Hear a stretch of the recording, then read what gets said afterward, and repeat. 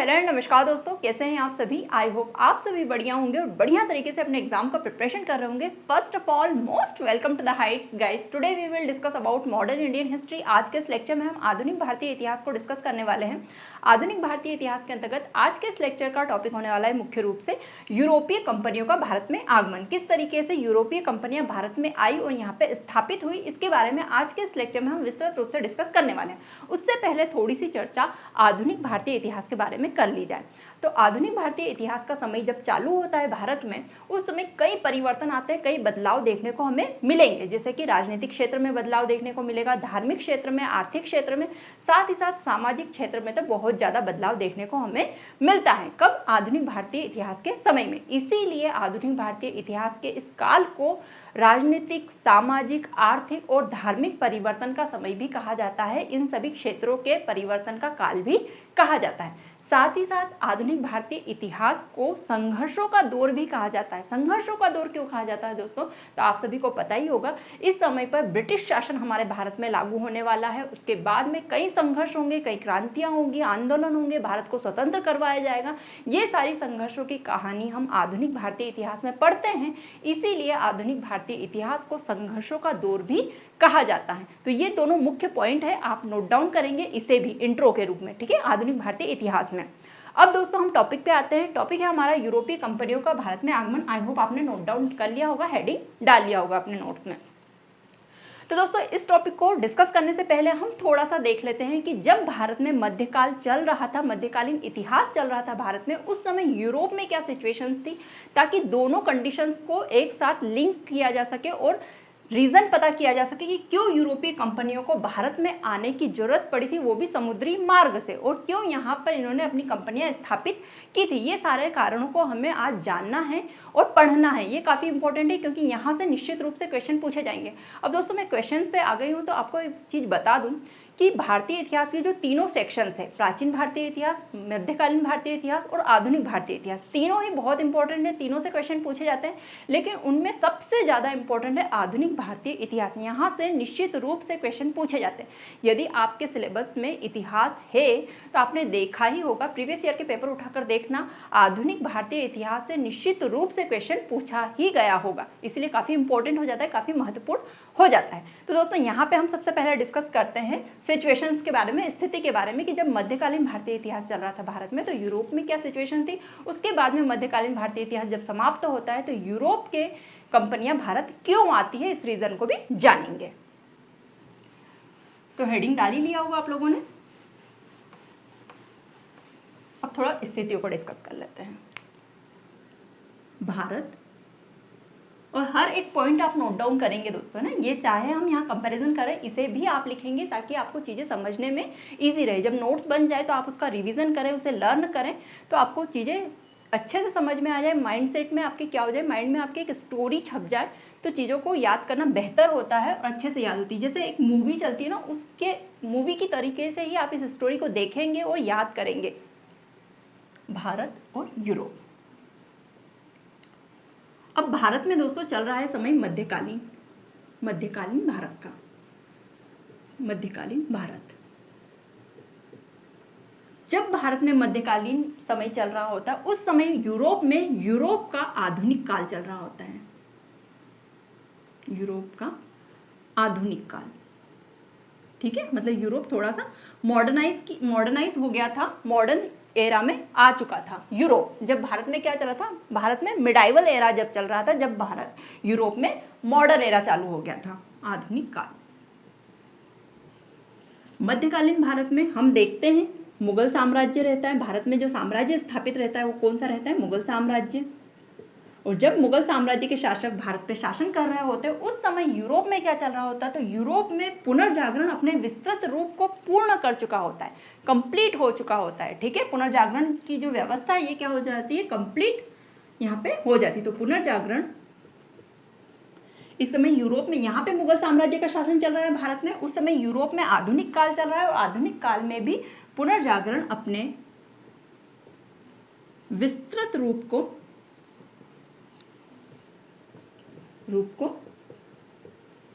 पूर्ण कर चुका है,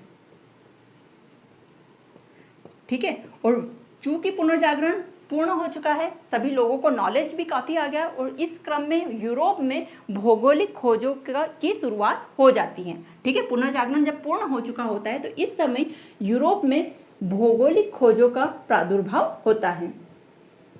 भौगोलिक खोजों का प्रादुर्भाव, या फिर आप लिख सकते हैं भौगोलिक खोजों की शुरुआत होती है। यहाँ पे जियोग्राफिकल डिस्कवरीज होना यहाँ पे स्टार्ट हो जाती है, डिस्कवरीज होना यहाँ पे शुरू हो जाती है। यहाँ पे मुगल साम्राज्य चल रहा है, तब तक भारत में क्या चल रहा होता है? भारत में अभी मॉडर्नाइज नहीं हुआ है भारत में मध्यकालीन भारत का समय चल रहा होता है, मुगल साम्राज्य का शासन चल रहा होता है और मुगल कालीन अर्थव्यवस्था का सुदृढ़ीकरण चल रहा होता है। मुगल कालीन अर्थव्यवस्था का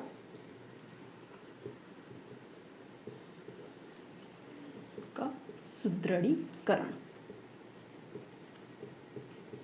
ठीक है, तो ये सिचुएशंस थी जब भारत में मध्यकालीन भारत चल रहा होता है। यूरोप में क्या होता है? आधुनिक काल चल रहा होता है। यहाँ पे मुगल साम्राज्य चल रहा है, यहाँ पे पुनर्जागरण अपने विस्तृत रूप को पूर्ण कर चुका है लगभग, और भौगोलिक खोजों का प्रादुर्भाव हो गया, भौगोलिक खोजों की यहाँ पे शुरुआत हो गई है, जियोग्राफिकल डिस्कवरीज यहाँ पे स्टार्ट हो गई है यूरोप में। और इसी भौगोलिक खोजों के क्रम में ही भारत की खोज की जाती है और भारत में व्यापारिक जो कंपनियां हैं वो आना प्रारंभ कर देती हैं। यहीं से, यही वो पॉइंट है जहां से यूरोपीय कंपनियां भारत में आने लगती है। भौगोलिक खोजों के माध्यम से ही ऐसी सफलता प्राप्त होती है, आगे हम पढ़ेंगे। और यहाँ पे क्या चल रहा है? यहाँ पे चल रही है मुगलकालीन अर्थव्यवस्था का सुदृढ़ीकरण। अब आपको सिचुएशन समझ में आ गई होगी, है ना? अब आगे चलते हैं, यहां तक लिख लिया, अब आगे चलते हैं। आगे क्या होता है? जब ये भौगोलिक खोजें होती है तो भौगोलिक खोजों के थ्रू ही समुद्री मार्ग की खोज होती है। और समुद्री मार्ग की खोज होती है किनके मध्य? यूरोपीय यात्री जो होते हैं वो समुद्री मार्ग की खोज करते हैं।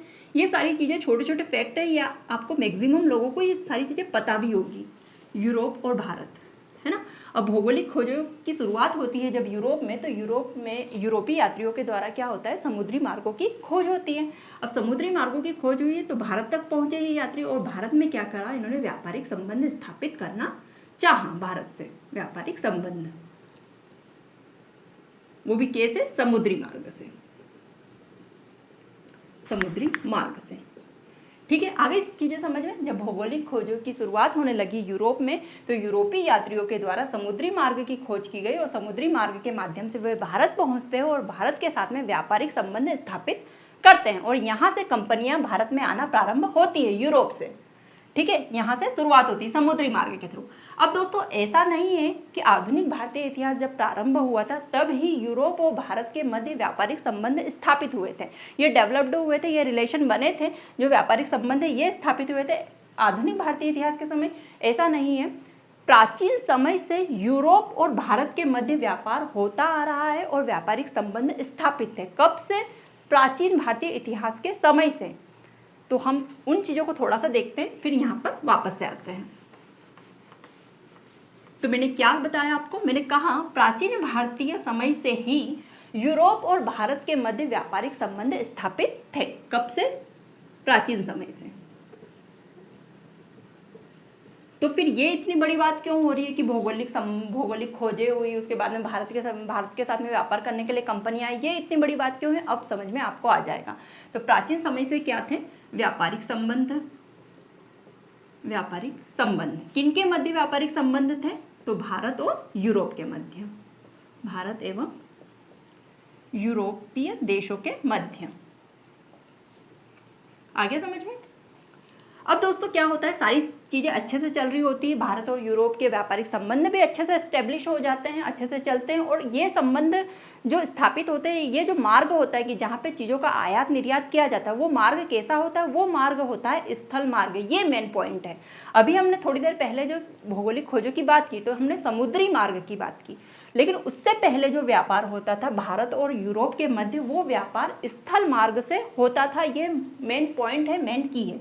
कैसे होता था? स्थल मार्ग के थ्रू होता था, स्थल मार्ग के थ्रू। और ये जो स्थल मार्ग था, ये कौन सा मार्ग था? ये मार्ग था एशिया माइनर वाला मार्ग। कौन सा पार्ट था ये? एशिया महाद्वीप का एशिया माइनर वाला पार्ट था, एशिया माइनर। अब जिन्हें नहीं पता है मैं बता दूं एशिया माइनर वाला पार्ट कौन सा है, तो यहाँ पे आपके साथ में एक मैप भी शेयर कर दिया जाएगा, उसमें भी आप देख लीजिएगा। साथ ही साथ मैं यहाँ पे बता दूं कि एशिया महाद्वीप, सपोज ये एशिया महाद्वीप है, तो एशिया महाद्वीप का जो ये पश्चिमी सिरा है, ये जो पश्चिमी सिरा है अंत का है ना, पश्चिम दिशा का अंतिम जो छोर है, इसे कहा जाता है एशिया माइनर वाला क्षेत्र। क्या कहा जाता है इसे कहा जाता है एशिया माइनर। और एशिया माइनर में मुख्य रूप से एक जगह है, वो है कस्तुनतुनिया, लिखेंगे कस्तुनतुनिया, कस्तुनतुनिया। ये महत्वपूर्ण क्यों है? क्योंकि भारत एवं यूरोप के मध्य जो व्यापारिक संबंध स्थापित हुए थे उसका मुख्य केंद्र कस्तुनतुनिया हुआ करता था। क्या हुआ करता था? कस्तुनतुनिया। यहीं पे चीजों का क्या होता था? आयात निर्यात किया जाता था कस्तुनतुनिया से। तो ये मुख्य केंद्र हुआ करता था जो कि एशिया माइनर के अंतर्गत आता था। अब चीजें समझ में आ गई। प्राचीन समय से व्यापारिक संबंध स्थापित थे भारत और यूरोप के मध्य, लेकिन ये जो संबंध स्थापित थे इसका मार्ग कौन सा था? स्थल मार्ग था। स्थल मार्ग से ये व्यापारिक संबंध निभाए जाते थे। और ये स्थल मार्ग कौन सा था? तो एशिया माइनर वाला पार्ट था। अब एशिया माइनर वाला भूभाग कौन सा है? तो एशिया महाद्वीप का जो पश्चिमी दिशा का क्षेत्र है, भूभाग है, पश्चिमी दिशा का जो भूभाग है उसका अंतिम छोर एशिया माइनर कहलाता है। और एशिया माइनर के अंतर्गत आता है कस्तुनतुनिया, जो कि इस व्यापारिक संबंध का मुख्य केंद्र हुआ करता था। इस तरीके से व्यापारिक संबंध स्थापित थे भारत और यूरोप के। आई होप चीजें क्लियर हो गई होगी। अब क्या होता है दोस्तों, चीजें सब कुछ अच्छे से चल रहा होता है, व्यापारिक संबंध बढ़िया से चल रहे होते हैं, अच्छे से व्यापार चल रहा होता है, यूरोप को काफी लाभ भी मिलता है भारत से। उसके बाद में क्या होता है? उसके बाद में समय आता है 1453 ईस्वी। याद रखेंगे ये डेट, 1453 ईस्वी। इस समय क्या होता है? इस समय तुर्क साम्राज्य, जिसमें सल्तनत का नाम है उस्मानिया सल्तनत, सल्तनत का नाम भी नोट डाउन करेंगे, तुर्क साम्राज्य द्वारा, तुर्क साम्राज्य जिसमें सल्तनत का नाम करेंगे उस्मानिया सल्तनत थी। तुर्क साम्राज्य जो कि उस्मानिया सल्तनत के अंतर्गत आता था, सल्तनत। ठीक है। तुर्क साम्राज्य के द्वारा ये जो एशिया माइनर वाला पार्ट है इसे क्या कर लिया जाता है? जीत लिया जाता है, इस पे कब्जा कर लिया जाता है। एशिया माइनर वाले पार्ट को कैप्चर कर लिया जाता है। किसके द्वारा कैप्चर कर लिया जाता है? तो तुर्क साम्राज्य के द्वारा इस पार्ट को कैप्चर कर लिया जाता है, इस भाग को जीत लिया जाता है। चूंकि एशिया माइनर वाले पार्ट को तुर्क साम्राज्य ने जीत लिया तो ऑब्वियस है कि कस्तुनतुनिया एशिया माइनर के अंतर्गत आता है, तो कस्तुनतुनिया को भी जीत लिया होगा। आ गया समझ में, है ना? तुर्क साम्राज्य ने कहां पे शासन कर लिया था? कस्तुनतुनिया को भी अपने कब्जे में कर लिया होगा। अब चूंकि कस्तुनतुनिया को भी इन्होंने कब्जे में कर लिया, मतलब यहाँ पे पूरा शासन किसका हो गया? तुर्क साम्राज्य का। यहाँ पे एशिया माइनर वाले पार्ट में शासन हो गया। कौन सी सल्तनत का? उस्मानिया सल्तनत का। ठीक है, सल्तनत का नाम भी याद रखेंगे। अब चूंकि यहाँ पे शासन हो गया तुर्क साम्राज्य का, तो तुर्क साम्राज्य ने क्या किया? इन्होंने ये जो स्थल मार्ग था इसे अवरुद्ध कर दिया, इसे बंद कर दिया। स्थल मार्गों को क्या कर दिया? रेस्ट्रिक्टेड कर दिया, इसे अवरुद्ध कर दिया। किसके द्वारा? तुर्क साम्राज्य के द्वारा। चूंकि ये स्थल मार्ग अवरुद्ध हो गया तो अब भारत और यूरोप के मध्य जो व्यापारिक संबंध बिल्डअप हो रहे थे, जो बन रहे थे, जो व्यापारिक संबंध निभाए जाते थे, वो भी बंद हो गए। क्योंकि ये मार्ग ही बंद हो गया तो यहाँ पे फिर आयात निर्यात का कार्यक्रम भी बंद हो गया। मतलब भारत और यूरोप के मध्य जो प्राचीन समय से व्यापारिक संबंध थे वे भी खत्म हो गए, वे भी बंद हो गए। क्योंकि और कोई वैकल्पिक मार्ग नहीं था, अब तक नहीं था। प्राचीन समय में कोई भी वैकल्पिक मार्ग इसके सिवा कोई सा भी वैकल्पिक मार्ग नहीं था जिसके माध्यम से भारत और यूरोप आपस में अपने व्यापारिक संबंधों को बनाकर रख सकें। तो फिर क्या होता है दोस्तों? उसके बाद में होता है भौगोलिक खोजों का दौर चालू होता है। क्योंकि यूरोप के जो लोग थे उन्हें काफी लाभ मिल रहा था इस व्यापार से। अब चूंकि लाभ मिल रहा था, अब वो घाटे में जा रहे थे, ये व्यापारिक संबंध खत्म हो रहे थे, तो वो लोग क्या जा रहे थे? नुकसान में जा रहे थे। तो उन्हें कोई वैकल्पिक मार्ग तो खोजना ही था जिसके थ्रू वे भारत वापस से पहुंच सके और वहां पर अपने व्यापारिक संबंध फिर से स्थापित कर सके। तो इसी क्रम में भौगोलिक खोजों की शुरुआत होती है और सबसे पहले यूरोप के दो देश बाहर निकल कर आते हैं, जो कि है स्पेन और पुर्तगाल। आप सभी को पता होगा इनके बारे में, स्पेन और पुर्तगाल। ठीक है, ये दो कंट्रीज सबसे पहले आती है यूरोप के सामने, जो कि भौगोलिक खोजों के दौर में मुख्य देशों की खोज करती है। अब स्पेन के एक यात्री है कोलंबस। इतना समझ में आ गया? इन सारी चीजों को विस्तृत रूप से लिखेंगे स्टोरी के माध्यम से। जैसे स्टोरी लिखी जाती है ना, उस तरीके से आप फैक्टों को लिख लेंगे। जितने भी फैक्ट्स हैं सभी को नोट डाउन करेंगे। अब स्पेन के एक यात्री हैं यूरोपीय यात्री जो कि है कोलंबस। अब कोलंबस निकलते हैं भारत की खोज में, भारत की खोज में नहीं, भारत पहुंचने के लिए एक नवीन मार्ग की खोज में निकलते हैं कोलंबस। लेकिन वो मार्ग किसके कहाँ से निकलते हैं? ये समुद्री मार्ग से निकलते हैं। अब स्थल मार्ग तो बैन हो गया, वो तो अवरुद्ध हो गया। अब इन्हें एक नवीन मार्ग खोजना था, तो नवीन मार्ग समुद्र के जरिए ही आ सकते थे। तो समुद्र के जरिए ये जहाज लेके भाई निकलते हैं। किसके लिए निकलते हैं? भारत पहुंचने के लिए नवीन मार्ग की खोज में निकलते हैं, कोलंबस निकलते हैं। तो ये 1492 ईस्वी में एक स्थल पे पहुंचते, एक जगह पे पहुंचते जिसका नाम है अमेरिका। ठीक है, जाना था इनको भारत। ये किस उद्देश्य से निकले थे? ये भारत की खोज के लिए निकले थे, भारत के पहुंचने के लिए के नवीन मार्ग की खोज पर निकले थे। लेकिन पहुंच जाते हैं अमेरिका 1492 में, और सेंटेंस फिर बन जाता है कि भाई अमेरिका की खोज किसने की? तो अमेरिका की खोज 1492 में कोलंबस के द्वारा की गई। यहाँ से ये सेंटेंस, ये तथ्य आ जाता है। ठीक है, तो ये क्वेश्चन भी पूछा जा सकता है कि अमेरिका की खोज किसने की थी? तो अमेरिका की खोज स्पेन के यात्री या फिर यूरोपीय यात्री कोलंबस के द्वारा 1492 में की गई थी। एक्चुअल में इन्होंने अमेरिका जाने के लिए एक नवीन मार्ग की खोज कर ली थी, समुद्री मार्ग की, आप ये कह सकते हैं। पुर्तगाल पे आते हैं, तो पुर्तगाल का एक यात्री था, उसका नाम था Vasco D gamma. Vasco D gamma, Vasco D gamma भी समुद्री मार्ग से निकलते हैं भारत के लिए, भारत पहुंचने के लिए एक नवीन मार्ग की खोज में। 1498 ईस्वी में इन्हें सफलता मिलती है और ये भारत के कालीकट नामक बंदरगाह पे उतरते हैं, बंदरगाह पर उतरते हैं और इन्हें सफलता मिलती है भारत की खोज करने में। इसीलिए तथ्य फैक्ट क्या आता है? भारत की खोज किसने की है? तो 1498 ईस्वी में वास्को डी गामा द्वारा भारत की खोज की गई थी। इस सेंटेंस का मतलब क्या है? इस फैक्ट का मतलब क्या है? इस फैक्ट का मतलब ये है कि भारत की खोज, भारत को नहीं ढूंढा था कि भारत कहीं गुम हो गया था तो उसे ढूंढा था। इस फैक्ट का एक्चुअल मतलब है कि भारत पहुंचने के नवीन मार्ग की खोज की थी किसने? वास्को डी गामा ने। और ये नवीन मार्ग कैसा था? ये नवीन मार्ग समुद्री मार्ग था। कौन सा मार्ग था? समुद्री मार्ग था। अब तक जितने व्यापारिक संबंध स्थापित हो रहे थे यूरोप से, वो कैसे हो रहे थे? स्थल मार्ग से हो रहे थे। लेकिन पहली बार भौगोलिक खोजों के थ्रू समुद्री मार्गों की खोज हुई, जो कि बहुत बड़ा बदलाव है, भारत के लिए ही नहीं अपितु पूरे विश्व के लिए बहुत बड़ा बदलाव है ये। तो कालीकट बंदरगाह पहुंचते हैं कौन? Vasco D gamma. इस तरीके से भारत की खोज होती है, भारत पहुंचने के लिए एक नवीन समुद्री मार्ग की खोज होती है।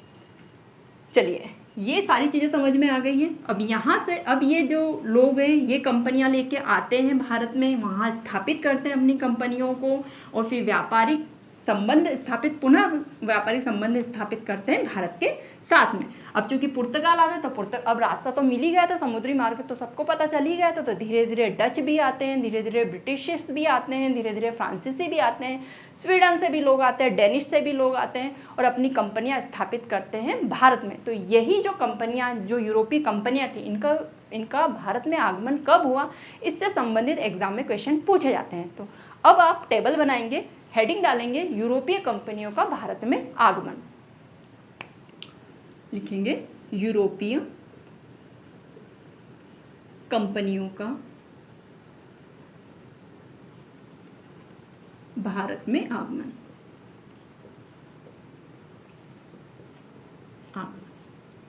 ठीक है, तो सबसे पहले कौन सी कंपनी आती, कौन आते हैं भारत में? तो सबसे पहले आते हैं पुर्तगाल।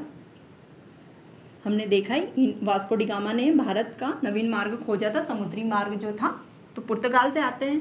फिर आते हैं डच, फिर आते हैं अंग्रेज,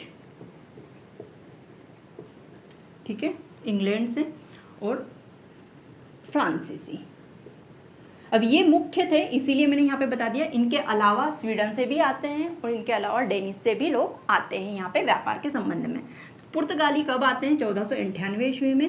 ये जो वर्ष है ये इंपॉर्टेंट है, इन्हें याद रखिएगा, यहाँ से क्वेश्चन पूछे जा सकते हैं। तो 1498 ईस्वी में सबसे पहले पुर्तगाली आते हैं, फिर डच आते हैं 1595 ईस्वी में, उसके बाद में अंग्रेज आते हैं 1600 ईस्वी में, और उसके बाद में फ्रांसीसी आते हैं 1664 ईस्वी में। तो ये वर्ष हैं, ये भी आप याद रखेंगे। ये यूरोपीय कंपनीज हैं। अब ये यूरोपीय कंपनी मतलब बहुत सारे लोग इकट्ठे आ गए और यहाँ रहने लगे, ऐसा नहीं है। ये सबसे पहले तो समुद्री मार्ग की खोज में निकले थे, समुद्री मार्ग मिल गया तो ये भारत पहुंच गए, पुर्तगाली पहुंच गए, फिर डच आए, फिर अंग्रेज आए, फ्रांसीसी आए, ये लोग आ गए। अब इन्हें समझ में आ गया भी रास्ता तो मिल गया, अब व्यापारिक संबंध स्थापित कर सकते हैं भारत के साथ में, है ना। इन कंपनियों ने क्या कहते हैं, मार्ग तो ढूंढ लिया। अब ये पुनः अपने देश में जाते हैं, वहाँ पे अधिकार पत्र प्राप्त करते हैं, अपने जो भी वहाँ पे जिनका भी शासन चल रहा है उनसे, वहाँ की सरकार से क्या करते हैं, अधिकार पत्र प्राप्त करते हैं और कंपनियों की स्थापना करते हैं। तो कंपनियों का स्थापना वर्ष भी पूछा जाता है, तो ये लिख लिया। इसके बाद में आप लिखेंगे यूरोपीय कंपनियों का स्थापना वर्ष। आगे चलते हैं।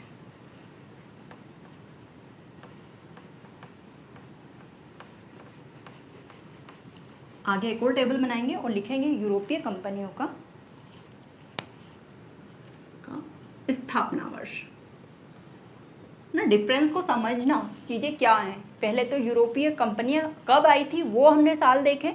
अब यूरोपीय कंपनी, अब अधिकार पत्र उन्होंने अपने देशों में, वो वापस अपने देश गए। जितने भी यूरोपीय यात्री आए थे, भारत के खोज की इन्होंने, भारत आ गए, भारत का रास्ता खोज निकाला, समुद्री मार्ग खोज निकाला, उसके बाद में वापस अपने देश गए और वहां पे अपनी कंपनियां स्थापित की, मतलब अधिकार पत्र प्राप्त किया वहाँ की सरकार से कि भाई हम कंपनियां बना रहे हैं और ये कंपनियां लेके हम कहाँ जाएंगे, भारत में जाएंगे। क्योंकि इतना लंबा सफर था कि ये वहाँ बैठे बैठे शासन ने यहाँ पे अपना व्यापार संचालित नहीं कर सकते थे, तो ये कंपनियां बना के कहाँ आते हैं, भारत आते हैं। ठीक है, तो यूरोपीय कंपनियों की स्थापना वर्ष। अच्छा, वास्को डी गामा जब भारत आए थे दोस्तों समुद्री मार्ग से होते हुए, तो ये अफ्रीका के नीचे केप ऑफ गुड होप है, वहां से होते हुए कालीकट बंदरगाह पहुंचते हैं भारत, है ना। मैं मैप शेयर कर दूंगी तो आपको पूरी एग्जैक्ट चीजें पता चल जाएगी कि यूरोप से किस रास्ते के थ्रू, किस समुद्री मार्ग के माध्यम से ये भारत आते हैं, ये चीजें आपको पता चल जाएगी। अच्छा, डाल दिया हेडिंग यूरोपीय कंपनियों का स्थापना वर्ष। तो कैसे कंपनियों के नाम थे, जैसे पुर्तगाली कंपनी थी, तो पुर्तगाली कंपनी का नाम क्या होगा, पुर्तगाली ईस्ट इंडिया कंपनी। अंग्रेजों की कंपनी तो अंग्रेज ईस्ट इंडिया कंपनी या फिर इंग्लैंड ईस्ट इंडिया कंपनी। फ्रांसीसी तो फ्रांसीसी east India company. Dutch company थी तो डच कंपनी का नाम क्या होगा, डच ईस्ट इंडिया कंपनी। ये कंपनियों के नाम थे। पुर्तगाली की क्या हो जाएगी, पुर्तगाल ईस्ट इंडिया कंपनी। इसी तरीके से डच ईस्ट इंडिया कंपनी, यहाँ पहले अंग्रेज लिख लीजिए, अंग्रेज, इसका रीजन अभी बताती हूँ मैं आपको, है ना। अंग्रेज ईस्ट इंडिया कंपनी, फिर डच हो जाएंगे, Dutch east India company,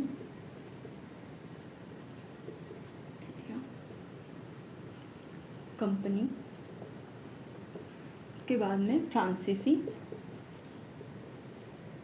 east India company, और इसी क्रम में स्वीडन भी आए थे ईस्ट इंडिया कंपनी लेके अपनी, डेनिश भी आए थे ईस्ट इंडिया कंपनी अपनी लेकर, लेकिन हम उन्हें डिस्कस अभी नहीं कर रहे हैं। हम जो मुख्य कंपनी है उन्हें डिस्कस कर रहे हैं कंपनी। क्योंकि दोस्तों इतने सारे स्थापना वर्ष वगैरह हैं कि सारी चीज़ें अगर बहुत सारा लंबा याद करेंगे कि जो नहीं पूछे जा रहे उन चीज़ों को भी याद करेंगे तो थोड़ा सा कंफ्यूजन हो जाएगा, थोड़ा लेंदी हो जाएगी चीज़ें, है ना। तो जो मुख्य है, जो इंपॉर्टेंट है, जहाँ से क्वेश्चन पूछे जाते हैं, उन्हीं कंपनियों का हम यहाँ पे डिस्कस कर रहे हैं। तो स्थापना वर्ष देख लीजिए। अब इनका यदि क्वेश्चन पूछा जाता है कि यूरोपीय कंपनियों का स्थापना वर्ष के संदर्भ में क्वेश्चन पूछा जाता है, तो यहाँ पे ये वर्ष लिखेंगे।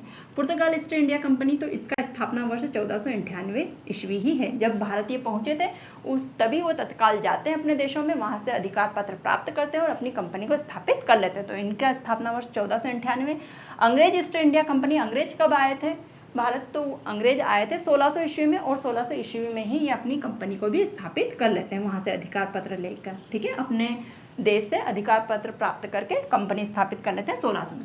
Dutch east India company, Dutch कब आए थे, डच भारत आए थे 1595 ईस्वी में। अभी हमने डिस्कस किया, नोट्स में देखिए, आपने नोट डाउन किया होगा। तो 1595 ईस्वी में डच इंडिया आते हैं, मतलब अंग्रेजों से पहले आते हैं, लेकिन Dutch east India company Bharat में अंग्रेजों के बाद में आती है। ठीक है, अंग्रेज 1600 में अपनी कंपनी स्थापित कर लेते हैं, लेकिन डच जो थे ये अपनी ईस्ट इंडिया कंपनी भारत में 1602 ईस्वी में स्थापित करते हैं। आ जाते हैं 1595 ईस्वी में, लेकिन अपनी कंपनी कब स्थापित करते हैं, 1602 ईस्वी में।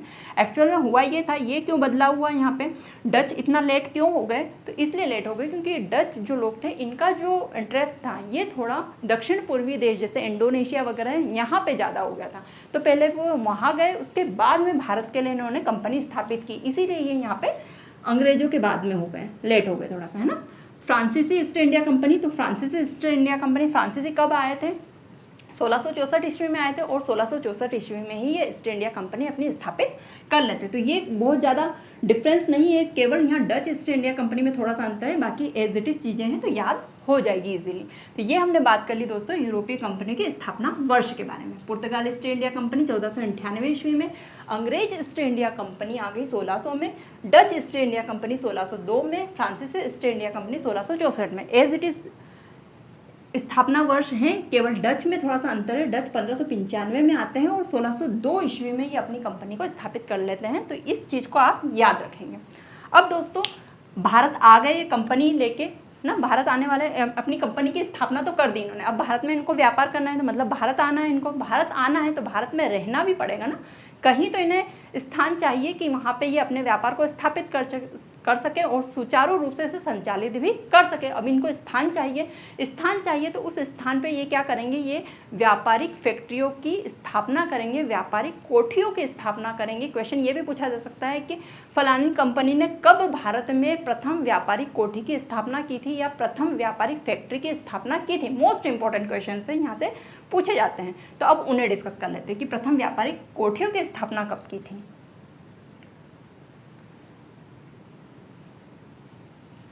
यहीं पे लिख लेते हैं, है ना, ताकि चीजें कनेक्ट करने में इजी रहेगा थोड़ा सा। तो प्रथम, ये तो हो गया यूरोपीय कंपनी का स्थापना वर्ष हो गया। अब हम यहाँ देख लेते हैं कि इन्होंने प्रथम व्यापारिक कोठी की स्थापना, यहाँ टेबल में आगे लिख लेंगे प्रथम, ये हो गया, यहाँ लिख लेंगे, है ना, यहाँ पे कुछ और चीजें लिखनी है, स्थान लिखना है। तो प्रथम व्यापारिक फैक्ट्रियों या फिर कोठियों की स्थापना।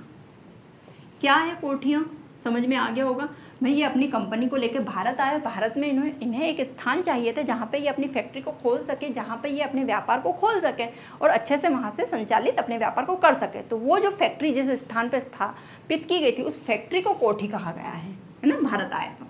अब देखिए स्थापना वर्ष यहाँ पे हम लिखेंगे, उसके बाद में स्थान भी लिखेंगे कि किन स्थानों पे इन्होंने अपनी फैक्ट्रियाँ खोली थी।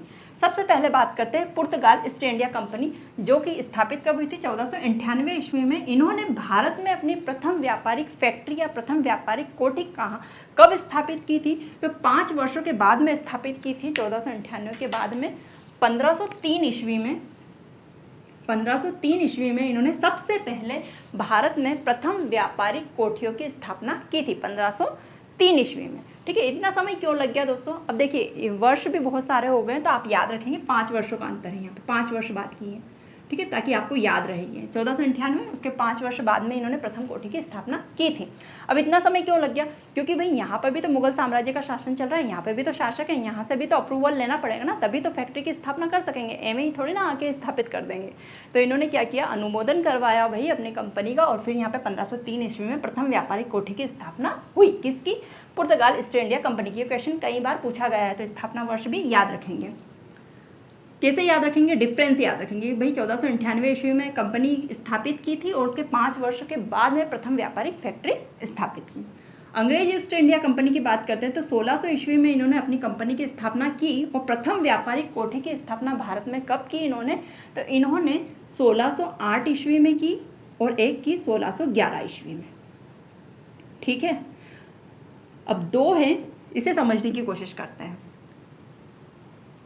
1600 एक चीज यहाँ पे रह गई, स्थान भी हम डिस्कस कर लेते हैं। जो पुर्तगाल ईस्ट इंडिया कंपनी है 1498 ईस्वी में स्थापित की गई थी और प्रथम कोठी इसकी जो 1503 में भारत में स्टैब्लिश की गई, कहाँ की गई, तो ये की गई थी कोचीन में, जो कि केरल का भूभाग है ना, कोचीन में की गई थी, ये याद रखेंगे। कोचीन में स्थान कौन सा था भारत का, कोचीन वाला स्थान था। यहाँ पे प्रथम पुर्तगाल ईस्ट इंडिया कंपनी की प्रथम कोठी बनी थी, प्रथम व्यापारिक फैक्ट्री बनी थी कोचीन में 1503 ईस्वी में।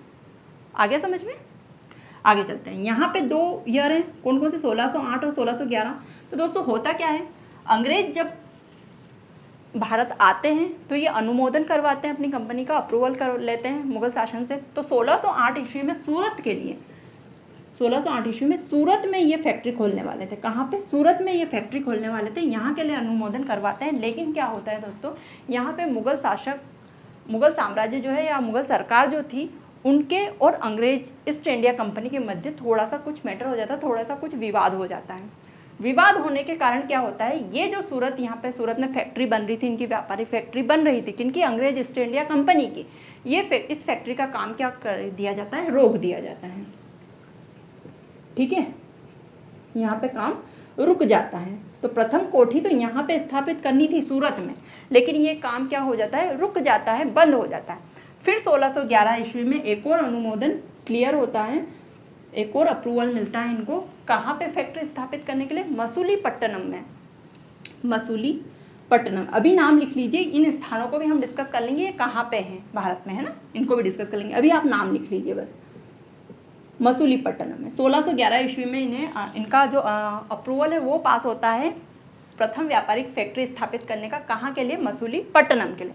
1611 में मसूलीपट्टनम में अंग्रेज ईस्ट इंडिया कंपनी की कोठी बन जाती है। उसके बाद में सूरत वाली ये जो फैक्ट्री थी जिसका काम बंद पड़ा हुआ था, इसे भी अप्रूवल मिल जाता है, और 1613 ईस्वी में सूरत में भी एक और व्यापारिक फैक्ट्री इनकी बन जाती है। कब बनती है, या पूर्ण कार्य कब होता है, 1613 ईस्वी में कंप्लीट हो जाता है, और सूरत में भी इनकी व्यापारिक फैक्ट्री बन जाती है। इसीलिए 2 स्थापना वर्ष हैं। अच्छा, क्वेश्चन यहाँ पे बहुत घुमा के पूछ लिया जाता है, थोड़ा सा हमें कंफ्यूजन हो जाता है, तो चीज़ें मैंने स्टोरी आपको बता दी है। अब जैसा क्वेश्चन आए, क्वेश्चन को ध्यान से पढ़ेंगे और उसके बाद में टिक करेंगे क्वेश्चन पूछ क्या रहा है एक्चुअल में। ठीक है, क्योंकि शुरुआत कब हुई थी, कहाँ से हुई थी, सूरत से हुई थी। तो सूरत 1608 ईस्वी में सबसे पहले शुरुआत कहाँ की गई थी, सूरत में। लेकिन फैक्ट्री बन के तैयार कौन सी हुई थी, मसूलीपट्टनम वाली, जो कि 1611 ईस्वी में बन के तैयार हो गई थी। सूरत वाली फैक्ट्री 1613 ईस्वी में कंप्लीट होती है। तो क्वेश्चन को ध्यान से पढ़ेंगे, है ना। और कहाँ पे होती है, तो 1608 ईस्वी वाली होती है आपकी सूरत में, और 1611 वाली होती है मसूलीपट्टनम में। मसूलीपट्टनम, अभी इन स्थानों को भी हम देख लेंगे कहाँ पर हैं, ताकि और अच्छे से याद रहे चीजें। ये समझ में आ गया अंग्रेज ईस्ट इंडिया कंपनी के संबंध में। अब आगे चलते हैं, बस इसी में थोड़ा सा कंफ्यूजन था, आगे चीजें इजी हैं। डच ईस्ट इंडिया कंपनी 1602 ईस्वी में स्थापित होती है, डच ईस्ट इंडिया कंपनी। और कब ये अपनी प्रथम व्यापारिक कोठी स्थापित करते हैं, तो भारत में ये 1605 ईस्वी में। ठीक है, 3 वर्षों के बाद में, इनके मध्य कितना गैप है, 3 वर्षों का। 1602 में एक कंपनी स्थापित होती है, और भारत में प्रथम व्यापारिक फैक्ट्री 1605 ईस्वी में बनती है डच ईस्ट इंडिया कंपनी की। कहाँ पे बनती है, मसूलीपट्टनम में बनती है।